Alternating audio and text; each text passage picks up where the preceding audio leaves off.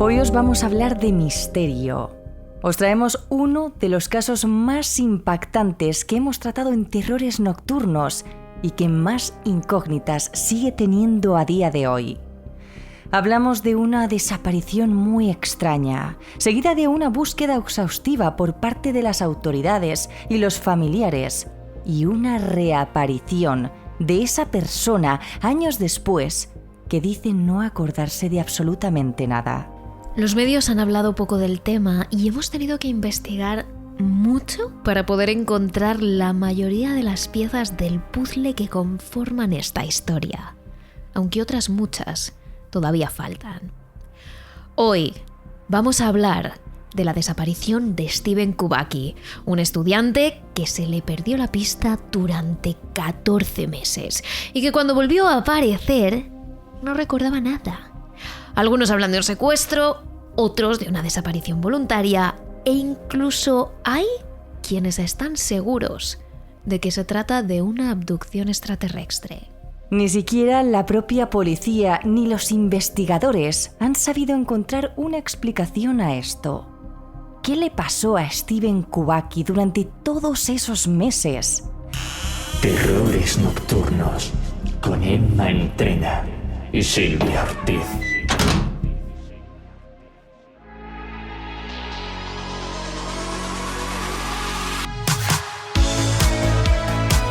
Nos situamos en febrero de 1978, en una pequeña universidad ubicada en la costa suroeste del lago Michigan, en Estados Unidos, llamada Hope College.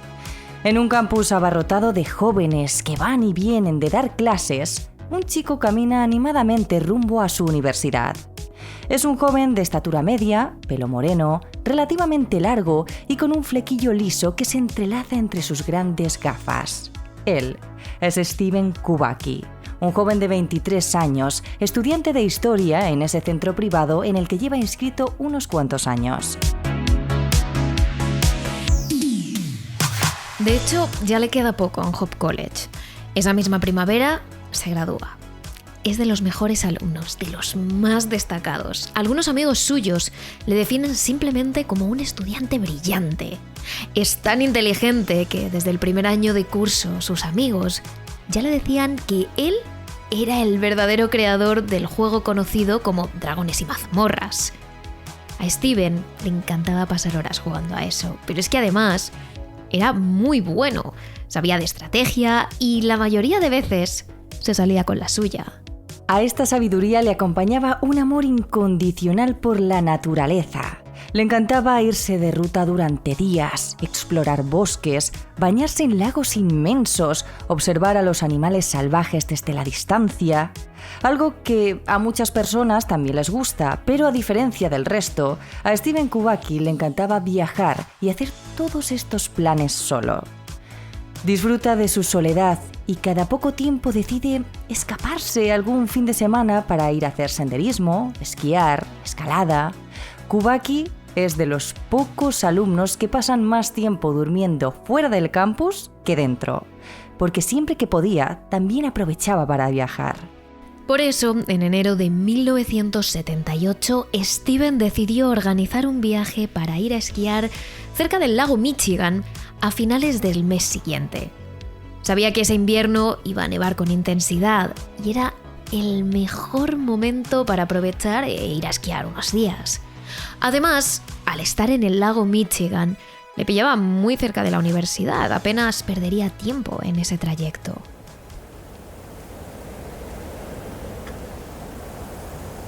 El 20 de febrero, Steven ya estaba vestido con su ropa para esquiar en una de las laderas de la montaña. Delante de él se extendía un paisaje inmenso, todo de color blanco y adornado con un lago completamente helado, el lago Michigan. Cuando le habló de este viaje a sus amigos, hubo alguno que le recordó que esa era una zona un tanto turbia. Al parecer, ese punto estaba dentro del conocido Triángulo de Michigan, un triángulo con forma de equilátero que abarca varios puntos de Michigan y otro de Wisconsin, y que juntos forman uno de los terrenos que más misterios esconde. Se dice que allí existe una energía especial, Un rumor que comenzó a extenderse a partir de la década de los 40 tras la desaparición de varios barcos que se esfumaron misteriosamente. Algunos informes paranormales describen esta zona como un lugar lleno de fantasmas, criaturas extrañas e incluso líneas intertemporales que conectan con otras épocas. Pero sin duda, la teoría más escuchada es que es una zona donde hay un gran número de avistamientos ovni, reportados por aviones, por pescadores y también por testigos de la zona. Uno de los avistamientos más famosos ocurrió después de la historia que os contamos en este capítulo, el 8 de marzo de 1994, cuando varios residentes de la ciudad de Holland llamaron a las autoridades alertados porque habían visto unas luces extrañas en el cielo.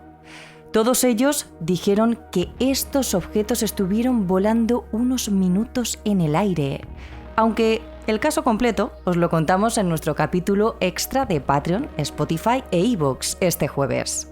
Aunque la Guardia Costera de Estados Unidos investigó el terreno e intentó hallar cualquier tipo de pista que les pudiera servir para explicar qué era aquello, nunca supieron darle una explicación. Lo mismo pasó con uno de los aviones que sobrevolaba la zona años antes, en 1950.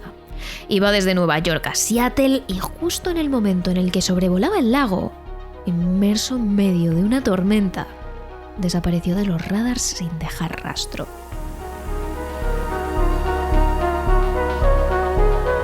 Kubaki había escuchado algunas de esas historias que sus compañeros le habían contado. Incluso alguno le advirtió, medio en broma, medio en serio, de que tuviera cuidado. Pero si algo tenía claro Steven es que de todas esas cosas de fantasmas, brechas temporales o alienígenas, no existían. Eran eso, solo historias, nada más. Justo ese mismo 20 de febrero de 1978, no se sabe a qué hora exactamente, Steven Kubaki desapareció sin dejar rastro.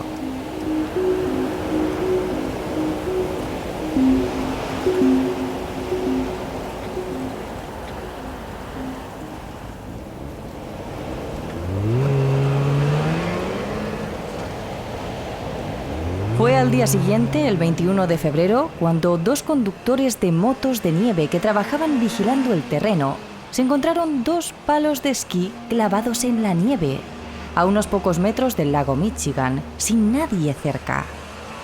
Esa zona no solía estar muy frecuentada por esquiadores, así que se veía perfectamente cómo unas huellas de un zapato adulto iban en dirección al lago y unos metros antes se paraban en seco, donde estaban colocados los esquís.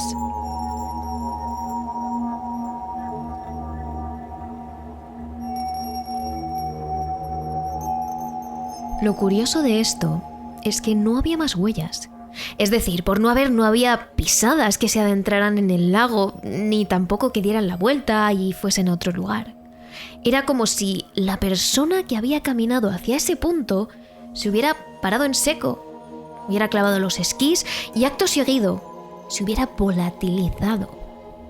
Aún así, los conductores decidieron avisar a la central, pero no actuaron en consecuencia. Hasta el día siguiente, cuando los padres de Kubaki se pusieron en contacto con el hotel y el centro de esquí para preguntar sobre su hijo y avisar de que llevaban mucho tiempo sin saber de él. Es entonces cuando el personal del centro vuelve al lugar. Desde el día anterior no había nevado, así que allí seguían esas pisadas solitarias que iban hasta los esquís y posteriormente desaparecían. Pero aquí empieza lo extraño. Además de los esquís, en esa ocasión había una cosa más, una mochila. Es importante recalcar que seguía sin haber huellas nuevas que fueran hasta el punto, lo que hace preguntarnos cómo llegó esa mochila hasta allí. Aunque fue algo que también extrañó mucho a los vigilantes, se acercaron para ver si dentro había algún tipo de documentación que confirmara que ese material era de Kubaki. Pero dentro no encontraron nada más que algo de comida y una factura de un dentista, aunque en ella sí que aparecía el nombre del cliente, Steven Kubaki.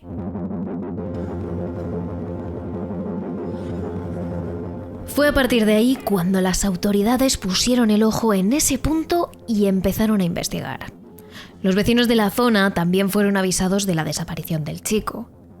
Varios carteles con la cara de Kubaki adornaron las farolas de las aldeas cercanas al lago con la intención de que alguien pudiese dar cualquier mínima pista sobre lo que había pasado. Aunque la noticia salió en los medios de comunicación, en ningún momento dedicaron mucho tiempo a hablar sobre la desaparición, e incluso tampoco después, cuando reapareció. Pero eso no quiere decir que las autoridades no estuvieran alertadas con la situación. De hecho, una de las periodistas que más a fondo investigó el caso, llamada Ellen Killoran, tuvo acceso a los informes policiales de por aquel entonces, donde se reflejaba claramente la preocupación por parte de la Policía Estatal de Michigan, la cual era incapaz de comprender cómo había podido suceder esto. La primera hipótesis que barajaron, y realmente la única con la que más o menos contaban, es que Steven Kubaki se hubiera tirado al lago Michigan y se hubiera ahogado. Pero ni siquiera a ellos mismos les cuadraba esta hipótesis. Primero, y por empezar por lo más obvio, las pisadas no llegaban exactamente hasta la orilla del lago. Se paraban unos metros antes, lo que quiere decir que tendría que haber dado un enorme salto para mínimamente acercarse a la orilla, cosa que ya, de por sí, era poco probable. Pero es que además, como os hemos mencionado al principio del capítulo, Kubaki era un aventurero que sabía qué cosas podía hacer y qué cosas no cuando se iba de excursión. En plena época de nevadas, con temperaturas bajo cero y un lago completamente helado, Steven no se habría tirado. Era imposible. Aún así, los agentes avisaron a la Guardia Costera para que buscara cualquier rastro del chico o de sus pertenencias en el lago. Incluso el mismo día de su desaparición, los agentes consiguieron hablar con el compañero de habitación de Kubaki que tenía en el campus. Cuando le plantearon la posibilidad de si el chico podría haberse fugado voluntariamente, el compañero negó rotundamente esa alternativa. Steven tenía grandes planes de futuro y aunque viajar estaba dentro de ellos, quería quedarse en Michigan para conseguir licenciarse en más cosas y seguir aprendiendo.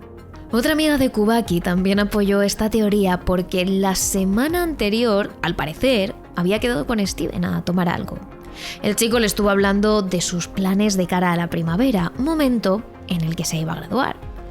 Es decir, Kubaki no parecía tener intención de dejar esa ciudad ni muchísimo menos. Todavía le quedaban muchas cosas por hacer allí.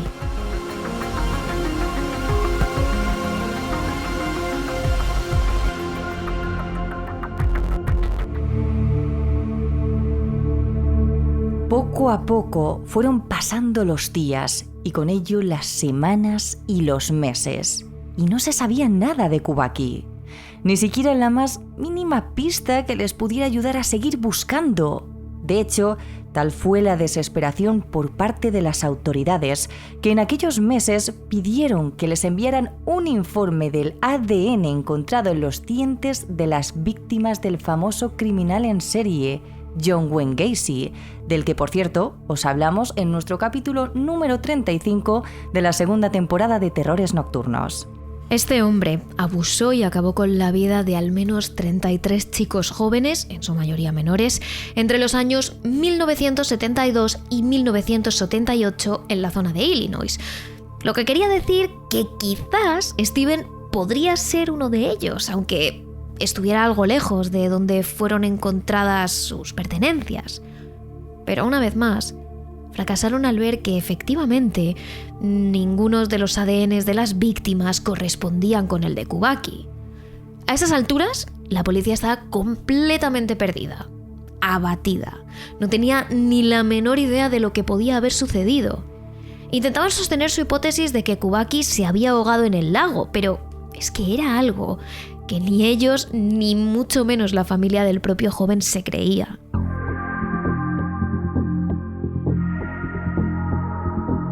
Mientras tanto, en paralelo, el hermano mayor de Kubaki contrató a un investigador privado del servicio de detectives de Fatman para intentar localizar a su hermano. Al contrario que la policía, este siguió otro tipo de pistas. Al parecer, Steven no sufría mal de amores, todo lo contrario. Según le había contado a varios amigos, tenía 3 novias en diferentes países, lugares a los que había viajado en el último año, y eran chicas reales con las que se había llegado a escribir cartas. El investigador y el hermano de Kubaki intentaron plantear una nueva hipótesis que tenía que ver con la de haberse fugado voluntariamente. ¿Y si Steven se había ido a otro país con una de esas chicas? De ser así, las autoridades de Michigan jamás darían con él. Consiguieron contactar con los aeropuertos de la zona y les preguntaron si en los vuelos cercanos a las fechas en las que desapareció el joven estaba el nombre de Steven Kubaki entre los pasajeros. Más concretamente, vuelos a Alemania, donde dijo tener 2 novias, y a Francia, donde se suponía que tuvo otra. Pero por mucho que las aerolíneas rebuscaron e intentaron ayudar todo lo posible a las autoridades en la búsqueda, no se consiguió nada. La familia de Kubaki gastó casi todos los ahorros en contar con uno de los mejores detectives de la zona, pero ni siquiera eso hizo que se resolviera el gran misterio.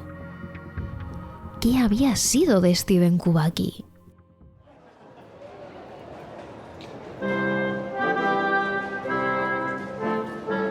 Cuando llegó la tan esperada ceremonia de graduación de la que Steven había hablado tanto, el chico ya llevaba meses desaparecido. Aunque las autoridades no dejaban de buscar, ya no lo hacían con tanta intensidad como las primeras semanas, e incluso algunos de los familiares comenzaron a darle por muerto. El día de graduación a Steven se le concedió la licenciatura en honor a lo buen estudiante que era y la persona tan maravillosa que alumnos y profesores habían conocido. Poco después se celebró un homenaje a Steven Kubaki, una especie de funeral que sirvió a todos los conocidos y a la familia a asimilar que ya jamás volverían a saber nada del joven. Hasta que el 5 de mayo de 1979, más de un año después de su desaparición, sucedió algo que cambió por completo la historia. 14 meses después de su desaparición, Kubaki volvió a casa. Llamó al timbre de la casa de una de sus tías, que vivía cerca de Pittsfield, una ciudad de Massachusetts, cerca de donde Steven había despertado. Al parecer, se había despertado en la ladera de un monte de esa misma ciudad, en pleno campo, sin recordar absolutamente nada de lo que había vivido todos los meses anteriores. Supo que estaba en mayo del 79 porque una de las primeras cosas que hizo fue ir a comprarse un periódico con algo de dinero que llevaba en su mochila. Y no daba crédito. Había pasado más de un año desde la última vez que había comprado un periódico, aunque él lo recordaba como si fuera ayer. Cuando llamó a casa de su tía, Kubaki iba vestido con ropa que no era suya. Estaba bastante nueva y parecía que alguien le había vestido y peinado para la ocasión. Porque cuando su tía le abrió la puerta, le vio en perfectas condiciones tras tanto tiempo. Era como si mucho tiempo después, de pronto, hubiera vuelto a esta realidad tras muchos meses de oscuridad.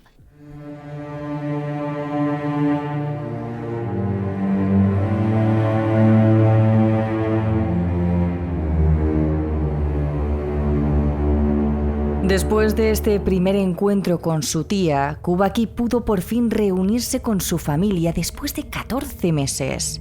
Enseguida corrió al encuentro de sus padres en South Deerfield. Para entonces, las cosas habían cambiado tanto que sus padres estaban divorciados y su madre estaba casada con otro hombre.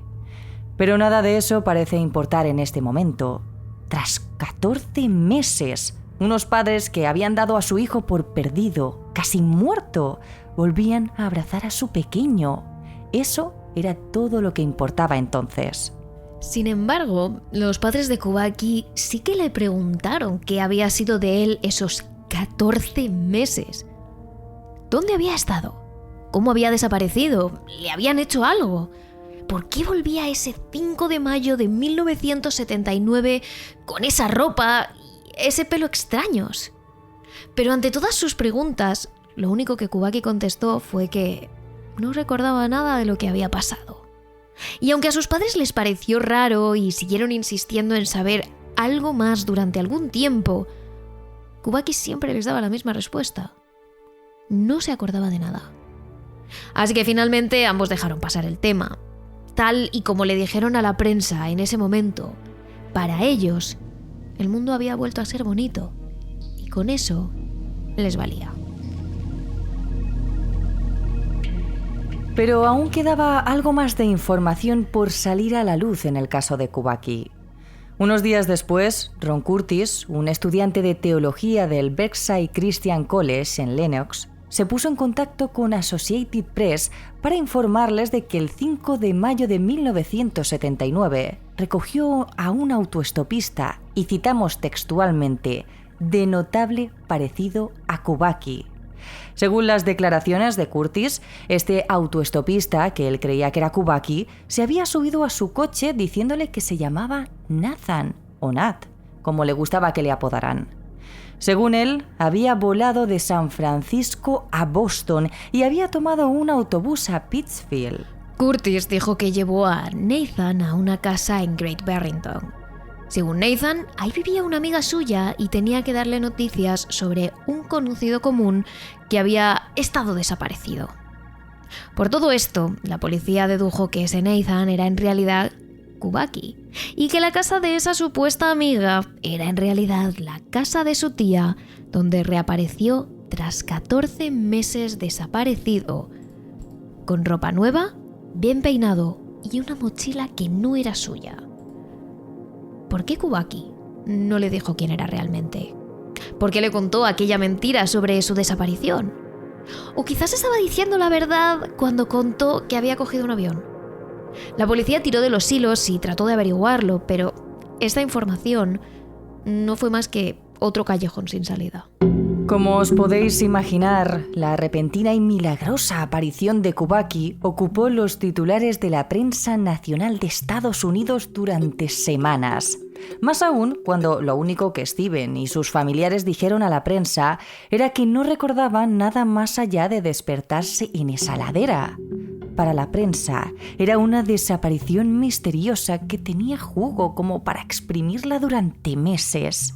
Pero cuando tanto Kubaki como sus familiares rechazaron todas las entrevistas y apariciones en la prensa, el caso se fue diluyendo poco a poco.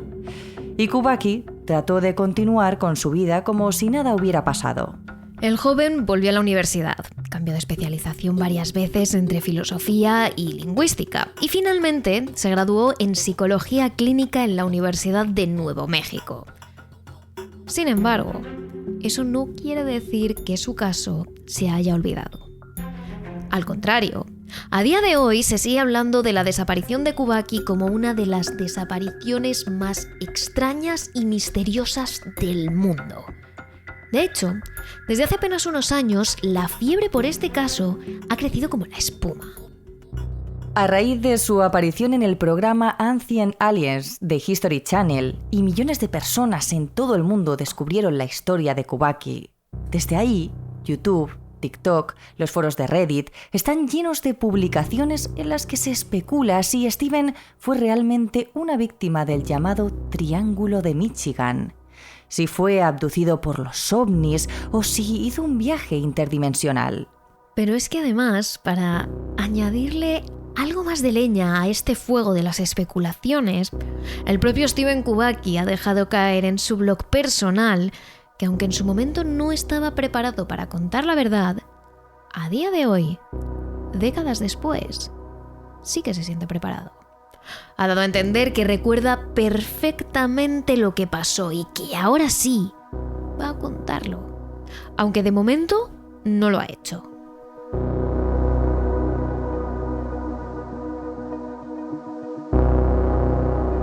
Actualmente, como decimos, la desaparición de Kouvaky sigue siendo una de las más misteriosas del mundo, tanto por las circunstancias en las que se produjo como por la forma en la que el joven apareció. La principal teoría en la actualidad sigue siendo que el joven fuera abducido por algún tipo de nave extraterrestre. Los defensores de esta teoría se apoyan en que Kouvaky desapareció en una zona de gran actividad ovni durante mucho tiempo y sin dejar rastro, para luego reaparecer sin recordar nada, desorientado y con objetos personales como la mochila o la ropa que no son suyos. Y esta es la teoría que más se comenta en Internet y la que todo el mundo espera que Kouvaky confirme. Pero los más escépticos siguen pensando que el joven pudo desaparecer de forma voluntaria, ser captado por alguna organización o ser incluso secuestrado. Pero como decimos siempre, estos son solo los datos. Vosotros elegís en qué creer.